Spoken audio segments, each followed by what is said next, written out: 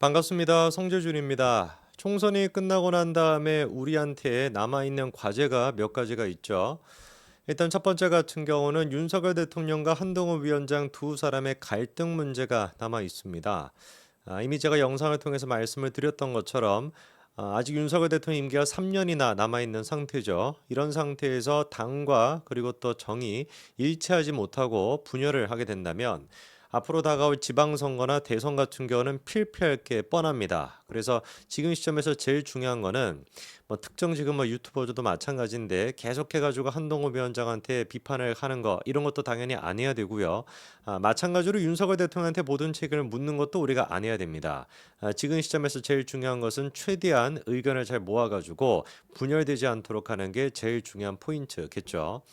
그래서 뭐 조금만 더 자세하게 말씀을 드리면은 이번에 윤석열 대통령이 한동훈 위원장한테 그렇게 오찬을 제안을 했던 거 그거를 둘러싸고도 한동훈 위원장 입장에서는 또 실망스럽거나 좀 섭섭한 부분들이 굉장히 많을 겁니다. 그도 그렇게 홍준표 같은 경우는 그렇게 자기를 비판하고 있었던 홍준표 같은 경우는 독대하는 형태로 만찬까지 했음에도 불구하고 한동훈 위원장한테 그 이후에 만나자고 하는 거는 윤석열 대통령이 직접 전화를 건 것도 아니고 물론 뭐 형식이나 이런 문제가 아니라 두 사람의 관계로 봤었을 때 그런 거 아니겠습니까?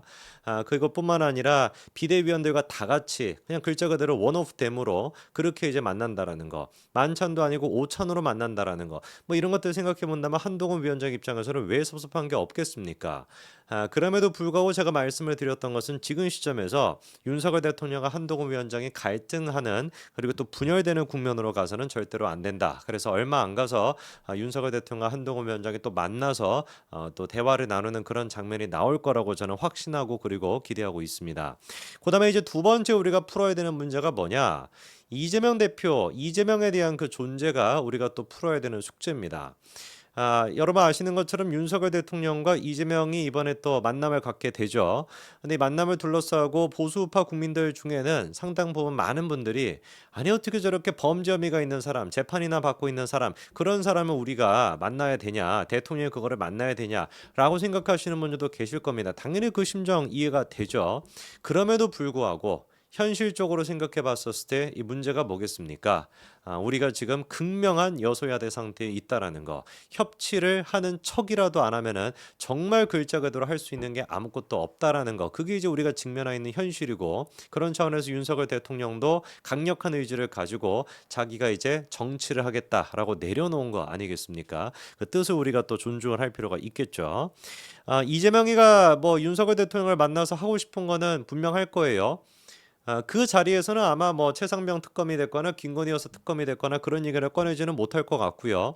전 국민한테 25만 원씩 주겠다라고 하는 예산이 이게 무슨 뭐 10조 이상이 들어가는 말도 안 되는 포퓰리즘 정책을 또 이제 하자라고 얘기를 할 겁니다. 당연히 이거만큼은 윤석열 대통령이 명확하게 거부할 수가 있어야 되겠죠. 왜? 협치를 하겠다라고 하는 것이 모든 것들을 다 굴욕적으로 굴복하겠다라는 뜻은 아니기 때문에 우리가 내세울 거는 내세우고 다만 너네들은 이 사안에 대해서 어떤 생각을 가지고 있는 거냐 이거를 듣는 게 협치인 거 아니겠습니까?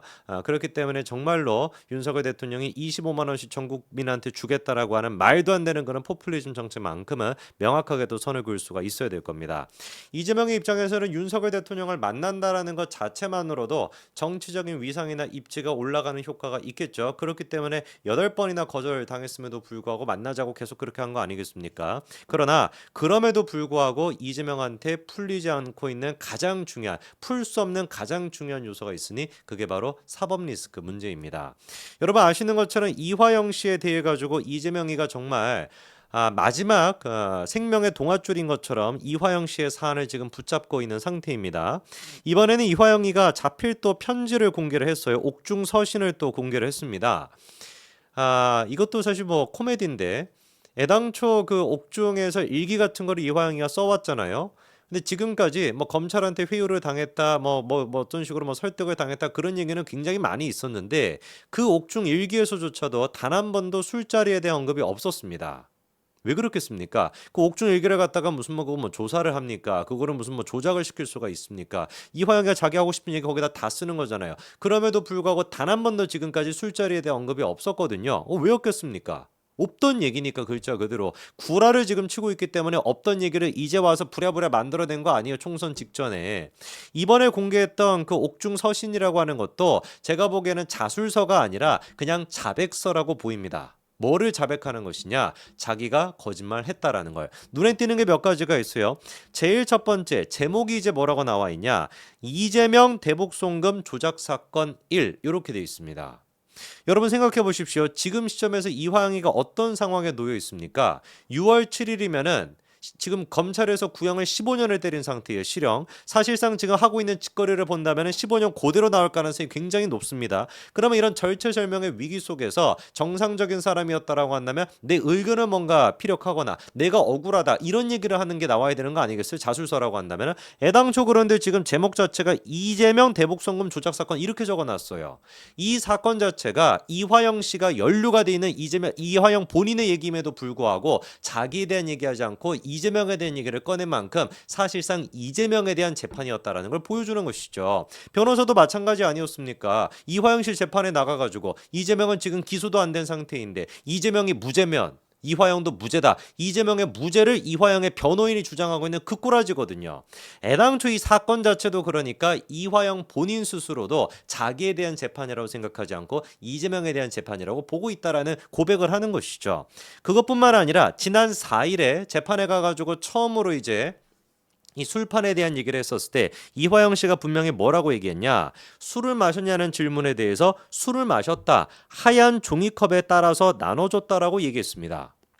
그리고 하얀 종이컵에 따라져 있는 거 어떻게 술인 거를 알고 있었냐라는 질문에 대해서는 마셨기 때문에 알고 있었다. 이렇게 얘기를 했습니다. 그러면서 소주를 마시면 냄새가 났을 것인데 교도관들이 뭐라고 안 했냐라는 질문에 대해서는 얼굴이 빨개져가지고 한참 지나고 진정이 되고 난 뒤에 이제 구치소로 돌아갔다. 이렇게 이화영 씨가 법정에서 얘기를 했거든요.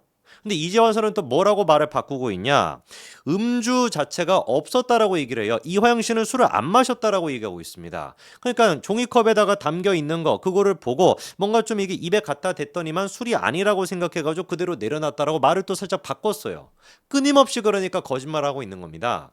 그리고 지금 이제 또 이화영의 변호인 측에서 주장하고 있는 게 뭐냐면 김성태 회장은 왜 술을 마셨다라고 하는 그날 5월 지금 뭐 6월 뭐 며칠쯤 된다라는 거 아닙니까?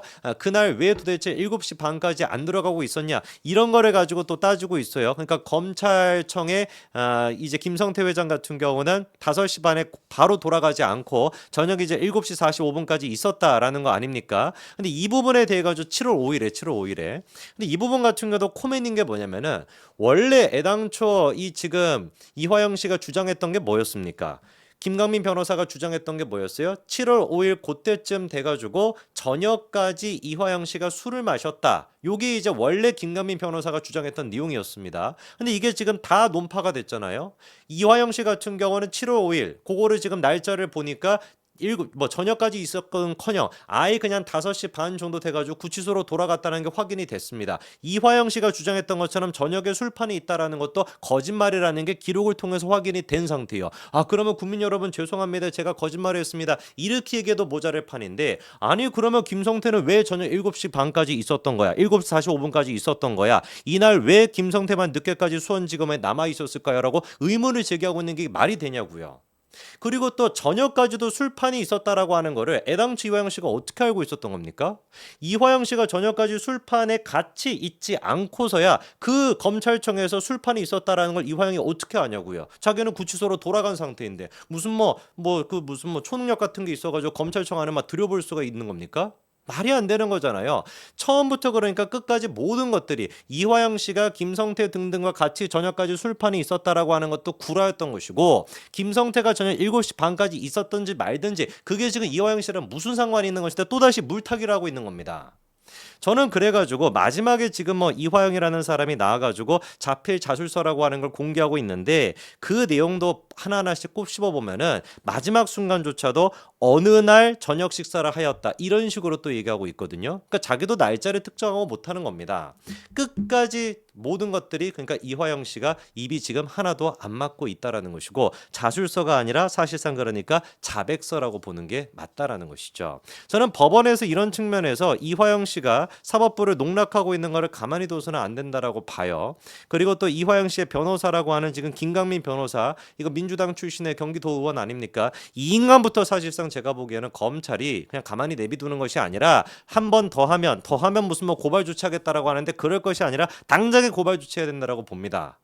아무리 이재명을 지키겠다라고 하는 그 마음이 있다라고 할지라도 어떻게 재판까지 이렇게 끝까지 행패를 부릴 수가 있습니까? 그리고 이런 모습들을 보면서 너무 우리가 분통 터지지 않아도 돼요. 왜? 이재명이가 이런 말도 안 되는 거짓말까지도 물었다라고 하는 게 물었다 확 물어버렸다라고 하는 게 뭐를 의미하는 거겠습니까? 이재명이 진짜로 다른 수가 없구나. 정말 하다가 없어가지고 이런 거짓말조차도 물고 있구나. 그거를 그냥 무는 수준이 아니라 국정조사를 하자, 특검을 하자라고 하는 얘기를 듣고 있으면 제가 진짜 갈 날이 얼마 안 남았구나. 이렇게 생각하시면 될 것 같습니다. 여기까지 말씀드리겠습니다. 감사합니다.